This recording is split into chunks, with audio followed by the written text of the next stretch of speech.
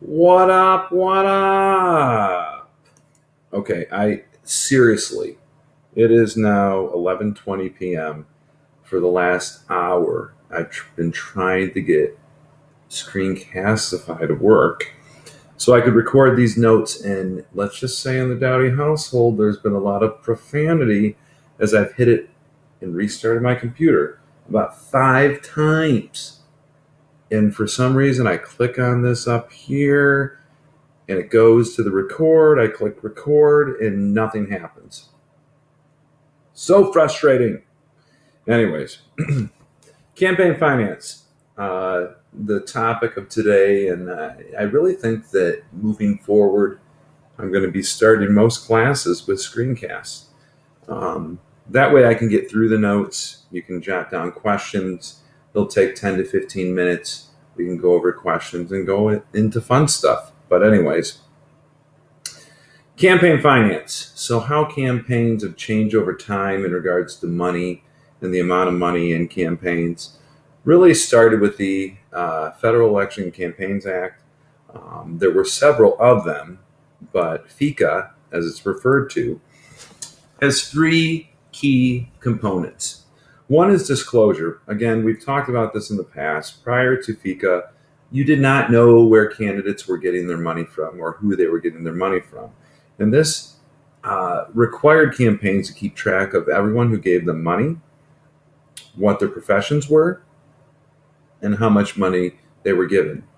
There were subsidies, and we'll get into that in a second, which basically says if a candidate is legitimate, and again, we're talking about presidential elections, if a candidate is legitimate, they can get money from the government to run their campaign. I would reason that that's going to be something that's not going to be taken by candidates ever again. I think the last election was 2008 with John McCain, a Republican, who got about $84 million from the federal government to campaign for president. Also in there, or in this piece of legislation, it gives limitations. For the first time, individuals are limited in the amount of money they can give to candidates. At the time, it was $1,000. Today, it's $2,500 per election cycle, meaning you can get $2,500 from an individual for the primary. And then if you win the primary, you can get another $2,500, so $5,000 total. Also in this piece of legislation, it establishes the Federal Elections Commission, which determines whether or not individual candidates have broken federal law in regards to how they use, collect, and interact with other groups who collect money in campaigns. So that is a federal agency under the jellyfish, if you will. All candidates now must, again, disclose contributions and what they are spending their money for. And there are a strict set of guidelines set by the Federal Elections Commission, which you don't need to really know, but all the expenditures or money that's going out from your campaign that you're writing a check for must be related to campaign activities. Now, we get into the subsidies. Subsidies means, again, we talked about them from farm subsidies, farmers getting money from the government, etc. Subsidies in this context means money given to candidates who are running for presidency. And if in the previous election, your party, Republican or Democrat, or even minor parties, get 5% or more of the vote, you can get campaign dollars from the federal government. When you file taxes later on in your life, if you don't have a job now, which none of you probably do, when you file your taxes on the tax return, it says, do you want $3 of your taxes to go to the presidential, I don't know what it says, something like the presidential elections fund. And you can check that. It doesn't reduce the amount of money that you get back from the government from your taxes, but it puts aside $3 of your taxes to this fund. Now, candidates can get that money from the federal government, but if they take it, and again, the last time was in 2008 with John McCain, if they take that money, they are limited in the total amount of money that they can spend and or raise. So John McCain in 2008, if we look at his election and we can see the candidates in 2008, including minor party candidates, we click on John McCain, we can see he got $84 million from the federal government, but he was limited in the amount of money that he could get from other sources. So we call that matching funds. It's kind of like dollar for dollar. If he's limited to 84 million, all the other sources of money that he can get is limited as well. And as you can see, the other sources of money severely limited. So what campaign or presidential subsidies do is they limit the amount of money you can raise. And if we go back to that election and we go to Barack Obama,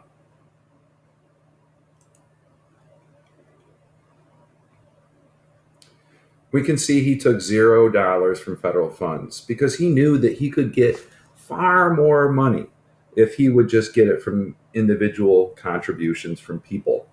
And so he did not want to limit himself in the amount of total dollars he could accumulate.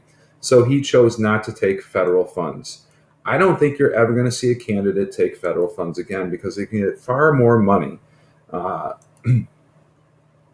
from individual contributions. And if you look at the 2012 election, you can see if you click on, let's see, Barack Obama, $0 in federal funds. And if you can click on baseball Mitt Romney,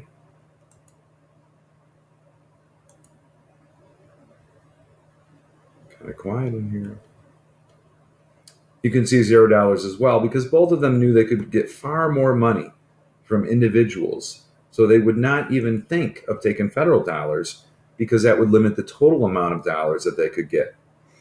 So again, FICA limits the amount of money you can get from individuals and from PACs, 5,000, 10,000 per election cycle. Again, we talked about this earlier. Buckley versus Vallejo is a court case that says that individual candidates can spend unlimited amounts of their own money without limit. So Donald Trump is a good example of that. Buckley versus Vallejo also says that the Federal Election and Campaign Act was constitutional, that the federal government could limit the amount of money you can get from individuals.